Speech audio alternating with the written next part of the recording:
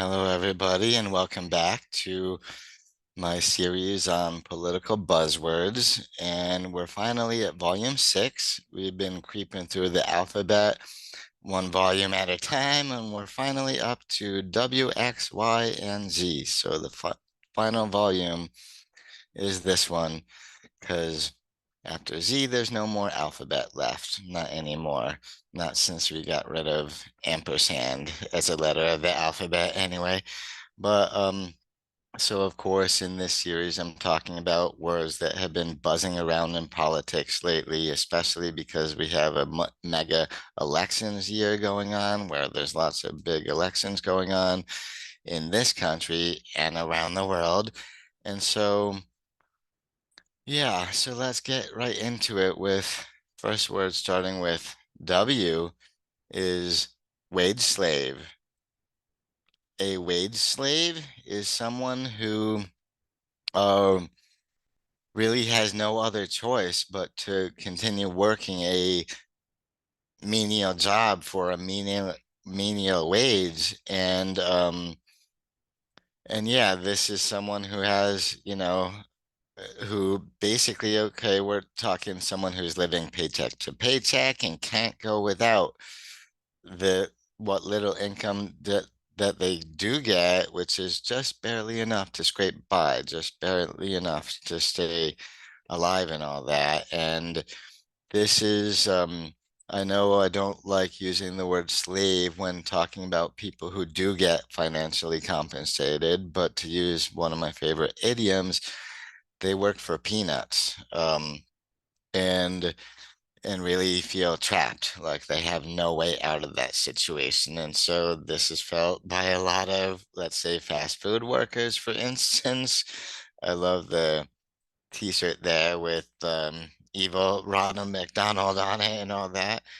And yeah, and it's a sad thing that wage slave is going around as a political buzzword because it's really a testament to the economic lack of equity in America that just keeps getting worse and worse and worse, where the haves have more and more and the have-nots have less and less. And so there you go.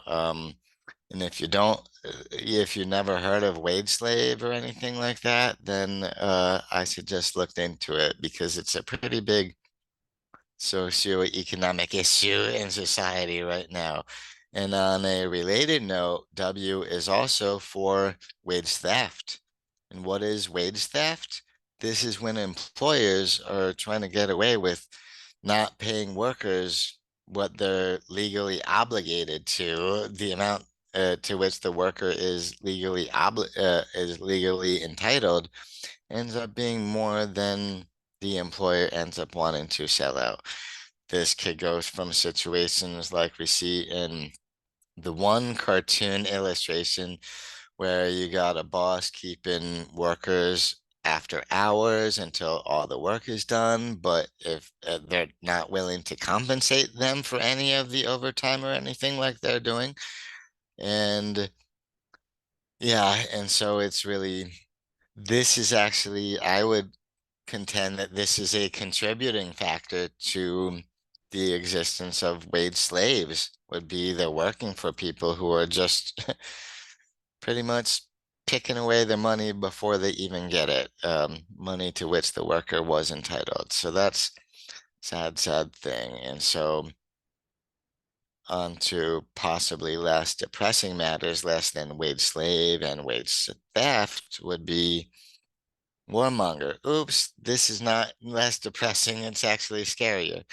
And so of course, what is a warmonger? This would be a political leader or military leader who would rather solve social and political issues by waging war, by going to war, letting people die in order for this problem to get solved, instead of trying peaceful resolutions and diplomacy and all of that.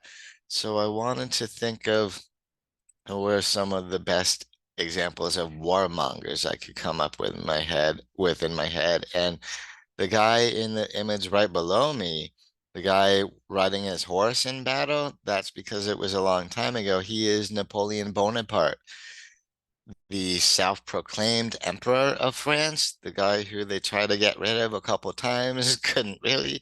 Anyway, he was a warmonger in the sense that he just wanted to keep expanding his empire and expanding his empire, which means taking over other countries, other areas.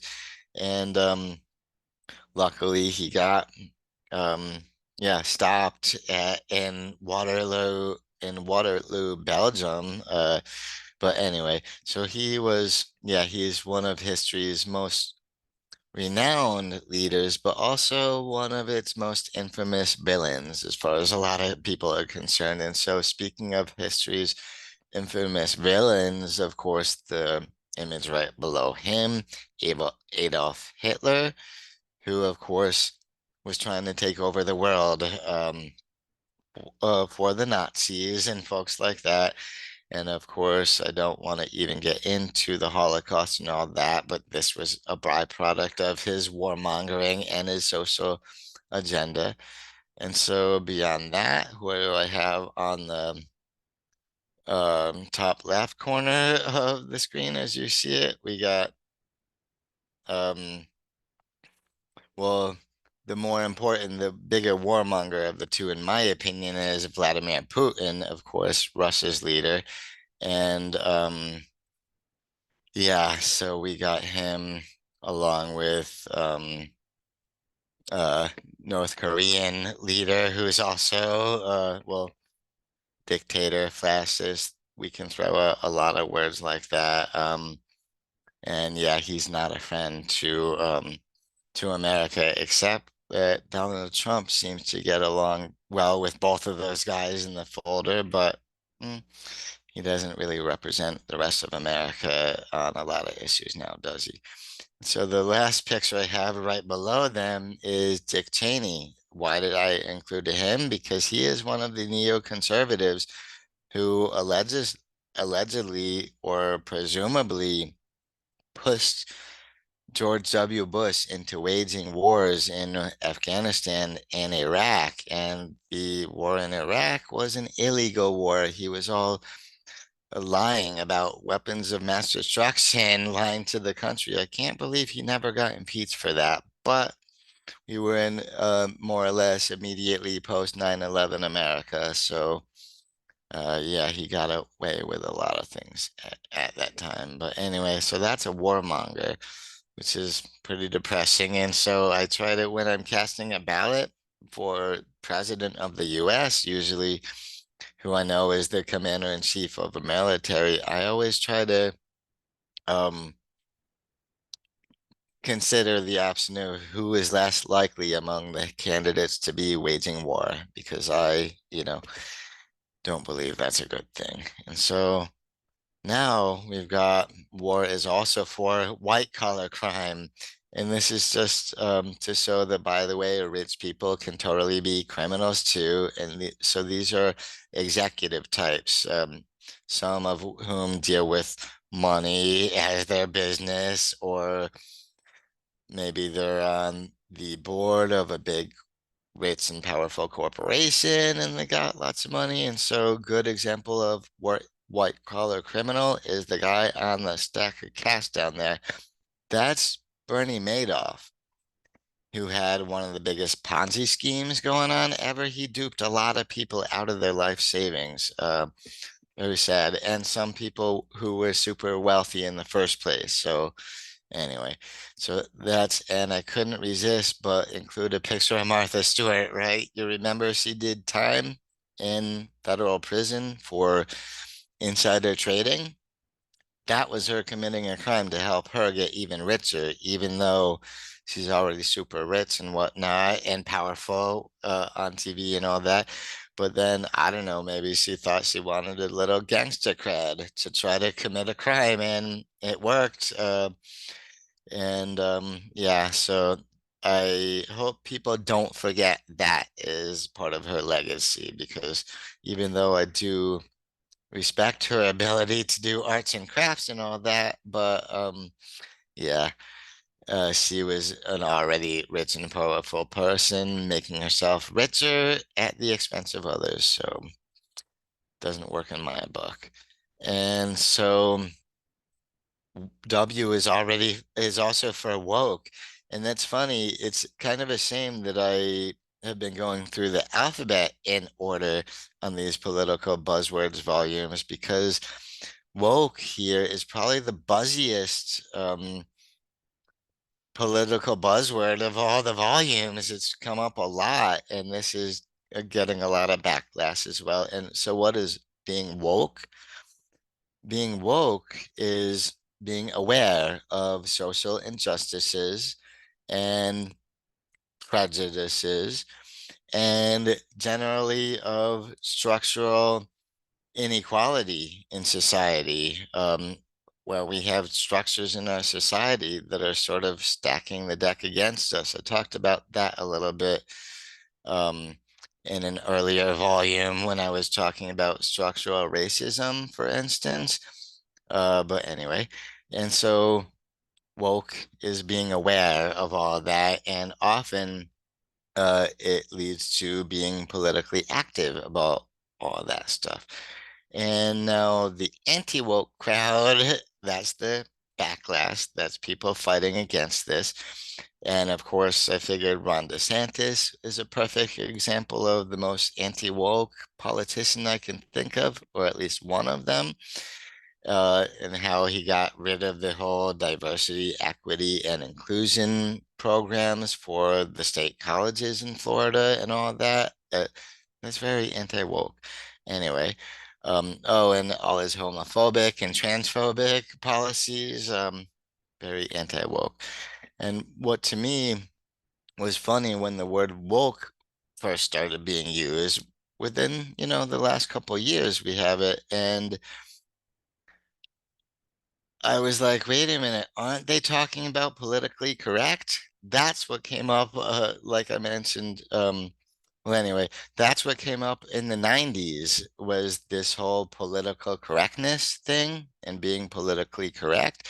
And that sometimes people interpret a little differently than being woke, because being politically correct, we interpret this as more just using the right words and using the right language so as not to offend.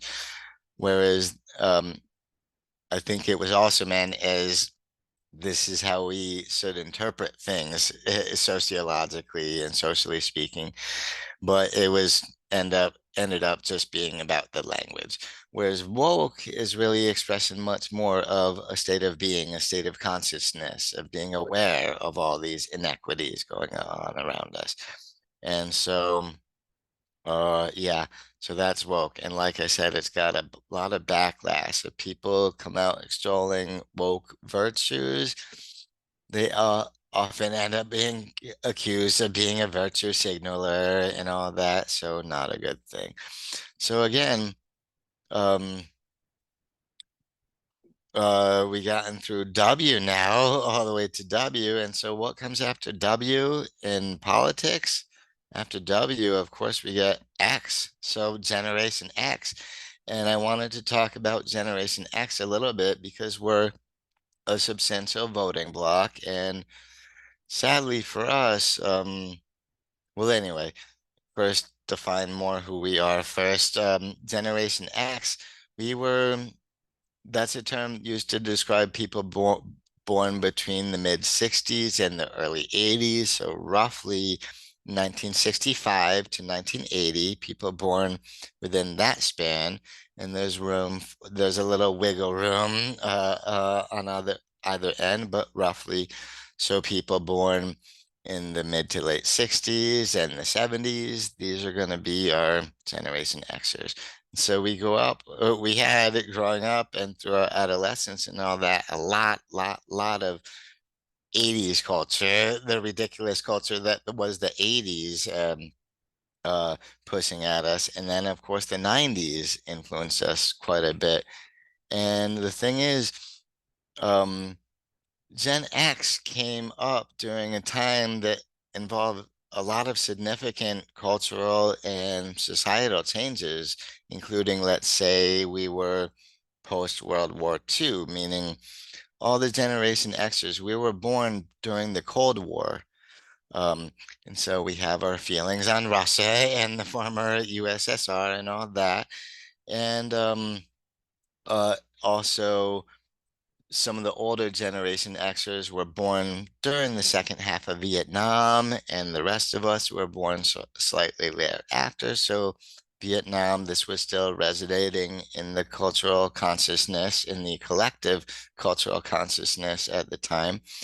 And so, on top of talking about wars and political situations, also big changes that Generation X had going on was the rise of cable television, for one. Cable, that was a big deal. This is pre-internet, okay? So, cable television that expanded TV in a huge way. And of course, we had rising divorce rates. So, a lot of Generation Xers are from broken homes, for instance. And we also had a lot more women entering the workforce during the Generation Xers lifetime. And I consider that a very positive thing, of course. And what other big differences were going on? Well, some involving technology, technological changes. Like, for instance, Generation X, we were the first generation to grow up with personal computers. That used to not be a thing, believe it or not, for the younger generations. People couldn't have computers in their homes. And so anyway, although we didn't have internet at the very beginning of them, but at least we got comfortable with computers, which is part of why Generation Xers are comfortable often with analog technology as well as digital technology a little bit because we grew up with computers, of course. And of course, on top of cable TV, excuse me, and computers, we had other electric devices, and it was more of the electric age, not the electronic age like it became later. But, and I think one of the biggest things that uh, we should know about Generation X is that generationally speaking, we're often referred to as the middle child because we're smaller than the baby boomers who came before us, and then that than the generation of the millennials who came after us.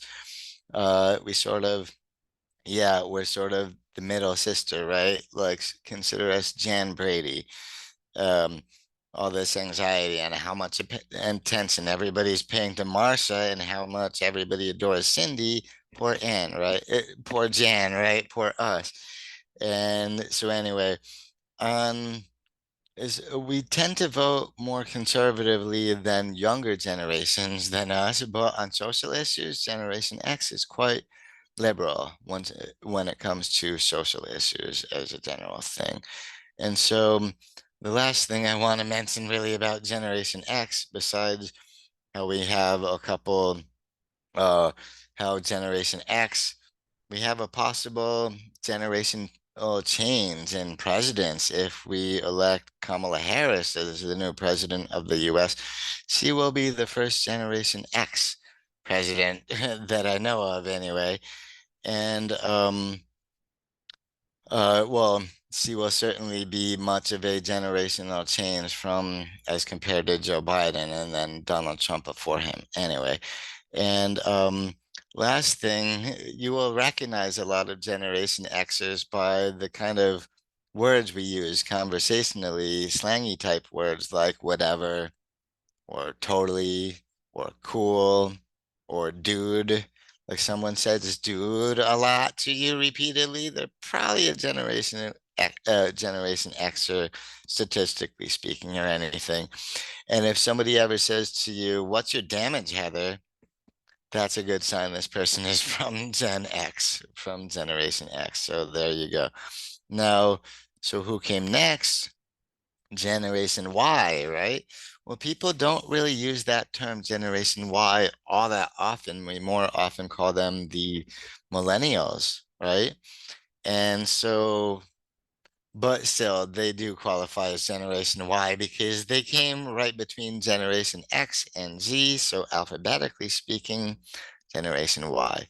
And so they're the millennials, which means they were born between the 80s and the late 90s. So they were born between like 1980 and 1997. And so we have they are a lot more comfortable in the digital age and with digital technology than Generation Xers were because Generation Y, um, yeah, they're pretty much natives to digital technologies. And since the internet has been around for most of their lives, and this explains why they like to communicate via social media and text messaging quite a bit more than Generation Xers, who, on the whole, tend to prefer phone calls and email as opposed to text messaging or social media. Anyway, and also, speaking of media for Generation Y, there's a slight shift there. Although they still watch TV, their preferred method of entertainment is more like video streaming and all of that. So they're a little moving more and more towards digital stuff as opposed to Generation Xers. And yeah, and other things about Generation Y, aka the millennials, is they've already made an important impact on this world in many cases, such as, for example, I have pictured here Mary-Kate and Ashley Olsen, who you might remember as the adorable little Michelle on Full House. And they have gone on to be very successful, well, fashion designers. They have their own fashion house and very respected in the business and all that, even though they got away from acting, still very influential. And of course, the most popular and best-selling recording artist lately, Taylor Swift. She's a millennial too. And she's been doing a lot of helping lately. Speaking of her politically, she's been doing a lot of getting a lot of people registered to vote, especially younger people. And so I really respect her for that. I don't love it when celebrities get involved in politics because why the heck should their opinion matter more than Joe Smo? Um, but at the same time, I think she's using her voice just to mostly to encourage everybody get involved, vote, get informed, and all that. So I say, good, good.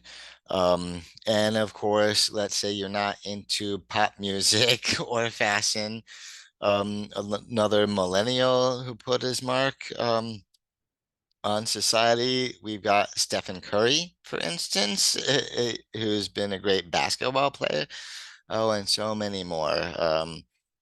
And of course, yeah, Selena Gomez comes to mind, and well, there are plenty of famous Generation Y slash millennial celebrities who really made the mark, and they tend to vote as a political bloc. They vote more liberally than generations before them did. So they're more liberal in their voting than Generation X or than the baby boomers before them.